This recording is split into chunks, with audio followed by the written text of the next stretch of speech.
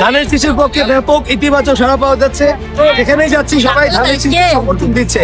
তা আমরা জনগণের কাছে 31 দফা আগামী দিনে আমাদের ভারপ্রাপ্ত চেয়ারম্যান তারেক রহমান কিভাবে বাংলাদেশকে পরিচালনা করবে সেই 31 দফা জনগণের মাঝে তুলে ধরছি। বাংলাদেশ জাতীয়তাবাদী দল, আমার বাবা বিএনপির জাতীয় নির্বাহী কমিটির সাবেক সদস্য আল্লাহ এসে খালেককে মনোনয়ন দিয়ে 5 বার এমপি নির্বাচিত করেছেন।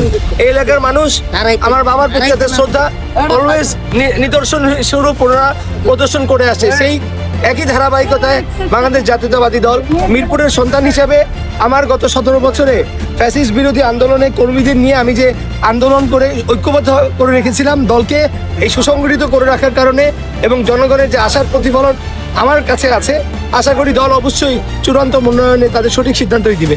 গত 5ই অগাস্টে 2024 সালে যে গণঅভ্যুত্থানের মাধ্যমে ছাত্র জনতার ঐক্যবদ্ধ আন্দোলনের কারণে ফ্যাসিস্ট সরকারের পলায়ন এবং যে পতন হয়েছে, তার জন্য কিন্তু এই তরুণরা তারা তাদের প্রাণ বিসর্জন দিয়েছে।